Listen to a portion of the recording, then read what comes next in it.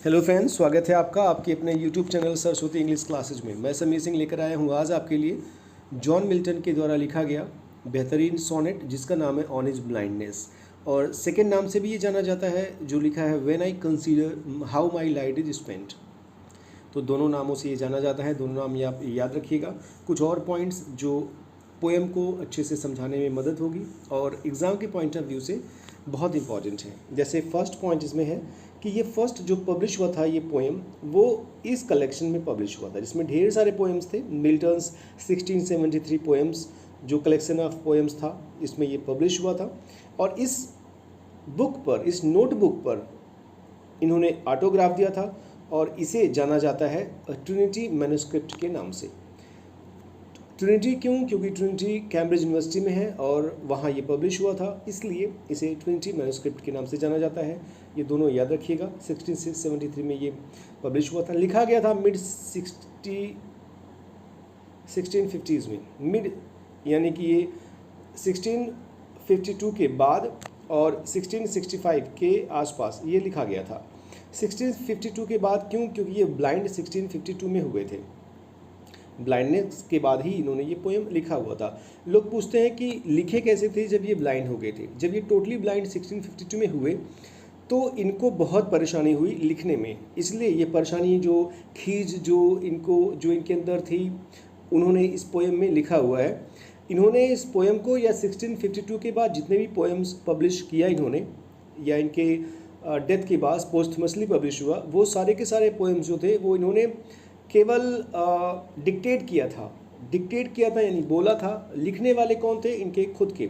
कुछ बुक्स में मिलता है कि इनकी बहन के लड़के थे दो, उन्होंने लिखा, लेकिन बहुत सारे और क्रिटिक्स ने बताया है कि इनकी जो 3 पुत्रियां थी, जो 3 डॉटर्स थी इनकी, सबसे जो छोटी थी डेब्रो, DEBROH, डेब्रो ने लिखा था। हालांकि उसे बहुत परेशानी होती अपने फादर के स्टाइल को फॉलो करने की, जो वो बोलते जैसे वो बताते, बावजूद उसने बहुत स्ट्रगल से लिखा। तो तीनों डॉटर्स ने मदद की लिखने में, और सबसे ज़्यादा यंगेस्ट जो डॉटर थी डेब्रो, उसने मदद की मिल्टन्स के पोएम्स को या मिल्टन्स के वर्क्स को 1652 के बाद लिखने की।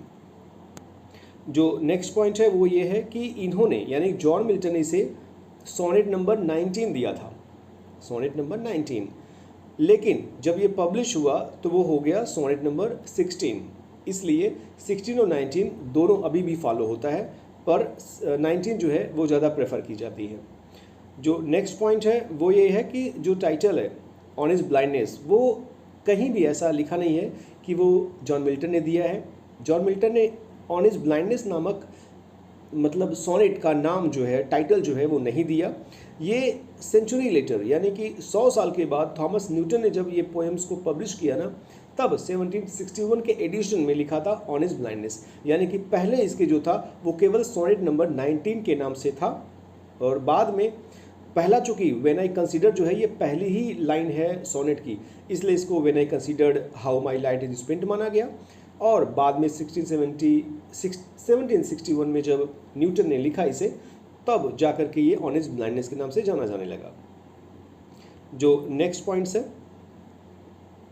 वो ये कि ये जो सोनेट है वो पेट्रार्कन फॉर्म में है। पेट्रार्कन फॉर्म को इटालियन सोनेट भी कहा जाता है, जो शेक्सपियरियन सोनेट या एलिजाबेथन सोनेट या इंग्लिश सोनेट से अलग होता है। होता दोनों सोनेट में 14 लाइन्स का ही है स्टेंजा। देखिएगा ध्यान से, जो ये 14 लाइन्स होते हैं ये 2 पार्ट में डिवाइड होते हैं, ऑक्टेव और सेस्टेट में। ऑक्टेव 8 लाइन की होती है, सेस्टेट 6 लाइन की होती है। इस तरीके से ये तो 14 लाइन्स जो है वो क्रिएट करता है। स्ट्रक्चर जो होती है वो ये होती है कि जो ऑक्टेव होता है इसमें डिलेमा होता है, यानी कि डिलेमा डायलेमा जैसा भी यूके और यूएसए में बोला जाता है ये। तो एक डिलेमा होता है यानी एक दुविधा होती है, एक परेशानी होती है। इसमें भी जॉन मिल्टन को परेशानी हुई कि मुझे गॉड ने अंधा कर दिया, फिर क्यों चाहता है गॉड कि मैं उसके बारे में कुछ अच्छा लिखूं। लेकिन जो सेस्टेट है वो ऑफर करता है रिजोल्यूशन, यानी कि सेस्टेट में जो पोएट है जॉन मिल्टन है वो ये मान जाता है कि जो भी किया गॉड ने सही किया, गॉड का किया हुआ कुछ बुरा नहीं होता। यानी कि पहले पार्ट में क्वेश्चन और सेकंड पार्ट में यानी कि सेस्टेट में उसका आंसर, उसका सोल्यूशन होता है, और ये सोल्यूशन जो है वो पोएट खुद देता है। राइमिंग स्कीम की बात करें तो राइमिंग स्कीम है ABBA ये ऑक्टेव का है पार्ट, और CDE ये सेस्टेट यानी 6 लाइन्स का पार्ट है। इसे याद करने के लिए आप अब्बा अब्बा और सीडी कह सकते हो, जो शेक्सपियरियन सोनेट से थोड़ा अलग है। इसमें इंजॉयमेंट जो है वो प्रचुर मात्रा में है। इंजॉयमेंट नामक फिगर ऑफ स्पीच, चूँकि वीडियो लेंदी ना हो इसलिए मैं जल्दी बोल रहा हूँ। इंजॉयमेंट अगर आपको जानना होगा तो मैंने प्लेलिस्ट में फिगर ऑफ स्पीच का वीडियो बनाया हुआ है, वहाँ से आप देख लीजिएगा। पोएटिक डिवाइस, उसमें बहुत सारे फिगर ऑफ स्पीच है जो एग्जाम के पॉइंट ऑफ व्यू से बहुत इंपॉर्टेंट है। और जो मोस्ट इम्पॉर्टेंट पार्ट है इसका वो ये कि इसमें वोल्टा और सीजुरा यूज़ हुआ है। वोल्टा क्या होता है, ये एक टर्न होता है। जैसे कि ऑक्टेव के बाद जब सेस्टेट आता है ना, तो चूंकि ऑक्टेव में डिलेमा होता है और सेस्टेट में रिजोल्यूशन, उसका समाधान होता है। तो ये एक टर्न होता है कि पहले मैं प्रश्न पूछ रहा था, क्वेश्चन पूछ रहा था, गॉड के ऊपर मैं क्वेश्चन मार्क लगा रहा था, लेकिन अचानक से वो टर्न आ गया, वो वोल्टा आ गया और मैं फिर उसके पॉजिटिव में रिस्पॉन्स देना शुरू कर दिया। और जो दूसरा इसमें डिवाइस यूज हुई है वो है सीजुरा। यूके में, यहाँ अगर देखें तो यूके में इसे इस तरीके से बोलते हैं सीजुरा, क्योंकि यूके का ही फॉलो करते हैं, हमें यूएसए का फॉलो नहीं करते, हालांकि यूएसए का भी हो जाता है, इंग्लिश में बहुत सारे वर्ड्स ऐसे हैं। तो सीजुरा जो है वो एक पॉज है विद इन लाइन। किसी भी लाइन में जब आपको पॉज दिखाई दे, आपको यहाँ पॉज मिलेगा। पॉज ये बताता है कि पोएट जो है कितना चिंतनशील है, कितना मेडिटेटेड है उस पोएम को लिखने में, ताकि जो रीडर्स हैं, जो पढ़ने वाले हैं, वो ये गहराई समझ सकें कि पोएट कितने दर्द में है, कितने शालीनता से उन शब्दों को पिरो रहा है, और रीडर्स उसको वैसे ही समझें जैसे पोएट समझाना चाहता है। हम चलते हैं टेक्स्ट में, लाइन बाय लाइन एक्सप्लेन करना है। कोई भी परेशानी होगी कमेंट बॉक्स में आप जरूर कमेंट कीजिएगा। लिखा है, ऊपर कर दे इसे ताकि दिखे ये, when I consider how my light is spent. जब मैं कंसीडर यानी कि थिंकिंग, जब मैं सोचता हूँ, हाउ माई लाइट, लाइट जो है वो मेटाफर है। लाइट का मतलब है आई साइट। कैसे, जब मैं सोचता हूँ ना कि मेरी आंखों की आई साइट जो है कैसे स्पेंट हो गई। स्पेंट का मतलब होता है कैसे खत्म हो गई, कैसे मेरी आई साइट चली गई, कैसे मैं ब्लाइंड हो गया। जब मैं इस बात पर एक बार गहन चिंतन करता हूँ, कंसीडर करता हूँ ना, वो भी कब चली गई मेरी आंखें। एर means before half my days. मेरे डेज का मतलब होता है एज। अभी मेरी एज ही कितनी है, अभी ये 1608 में पैदा हुए थे, लगभग 44 ईयर्स के थे जब 1652 में इनकी आंखें गई या ये अंधे हुए।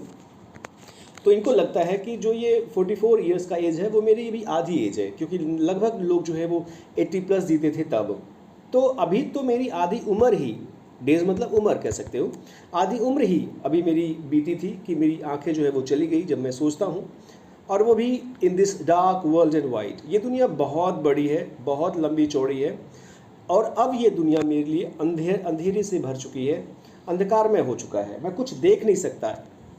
एंड दैट वन टैलेंट, और वो एक जो टैलेंट मेरे में है, पोएट कहता है मेरे में एक टैलेंट है और वो है पोएम लिखने की, which is death to hide, जो केवल डेथ ही हाइड कर सकती है। जिंदा जब तक हूँ मैं तब तक वो टैलेंट तो मेरे से जाने से रही, तब तक वो टैलेंट मेरे में से नहीं जाएगी।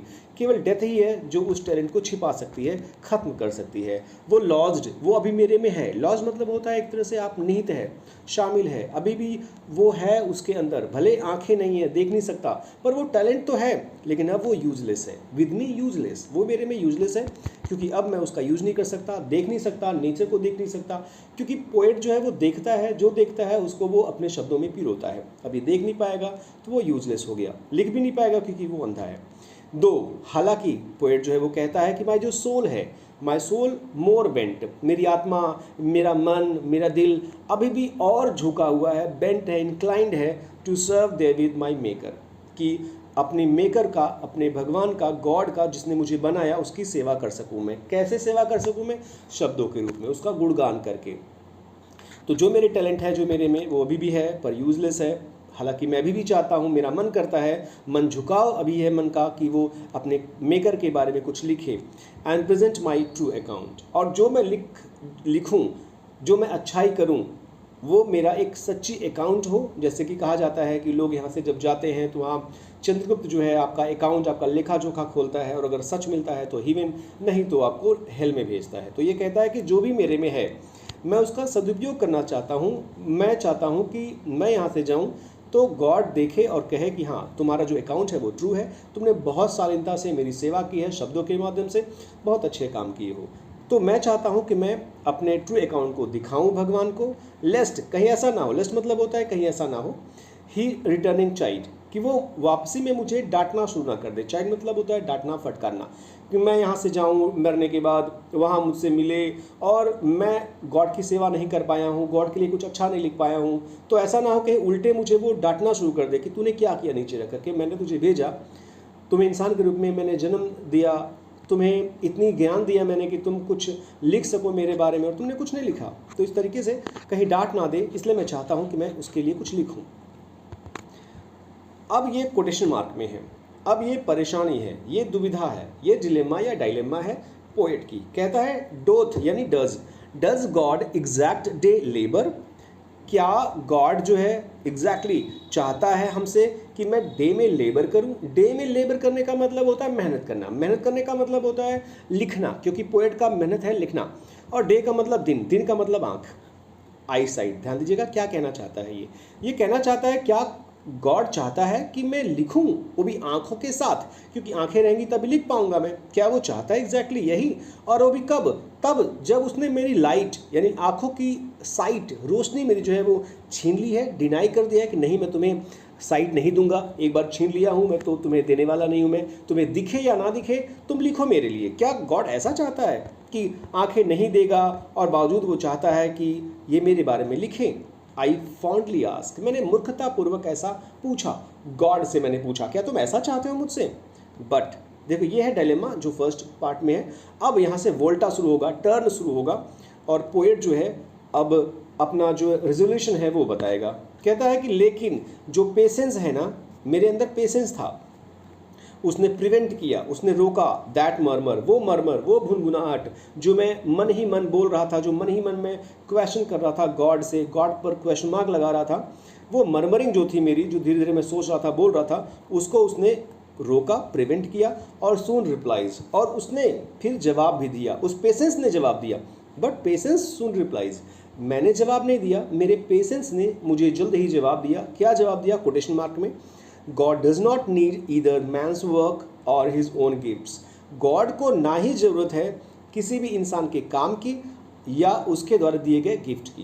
यानी गॉड तुम्हें वैसे गिफ्ट देता है, अपना खुद का गिफ्ट। गॉड ने तुम्हें गिफ्ट दिया है, तुम्हें अंबानी के घर पैदा कर दिया, कुछ और देने की जरूरत नहीं है, दुनिया भर का गिफ्ट तुम्हारे पास।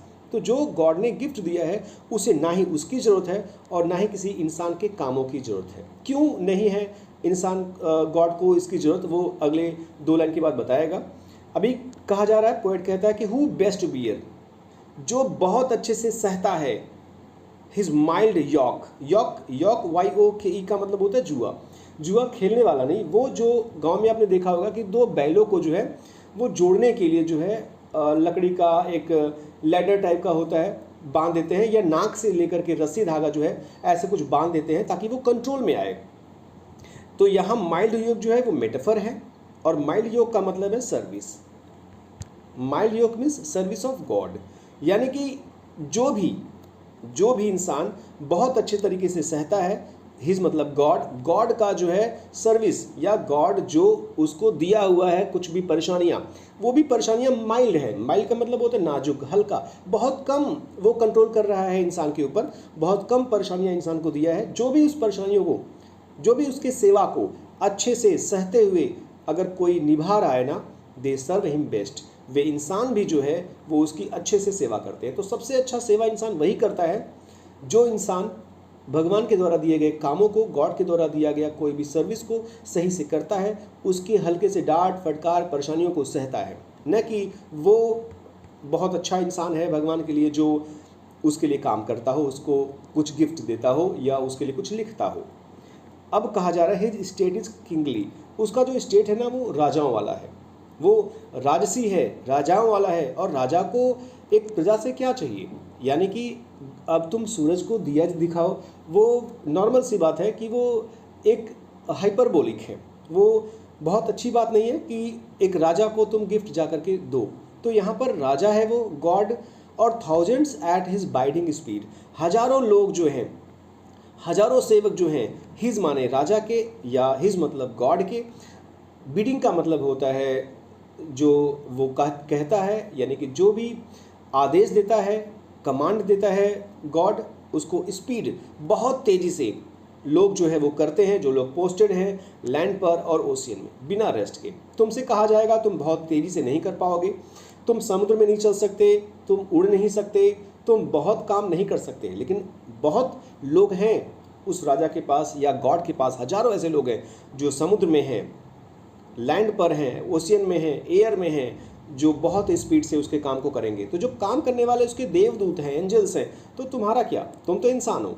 अब ये जो लास्ट लाइन है वो पैराडॉक्स है, क्योंकि ये जो है शब्द जो है एक दूसरे का विरोध कर रहा है। कहता है कि they also serve who only stand and wait, वे भी सेवा करते हैं, वे लोग भी गॉड की सेवा करते हैं। ये बहुत ही आइकॉनिक कोट है जो बहुत बहुत बहुत जगह यूज हुआ है। इस पोएम का बहुत जगह ओपेरा बन चुका है, म्यूजिक बन चुका है, बहुत सारे नॉवल का ये टाइटल है।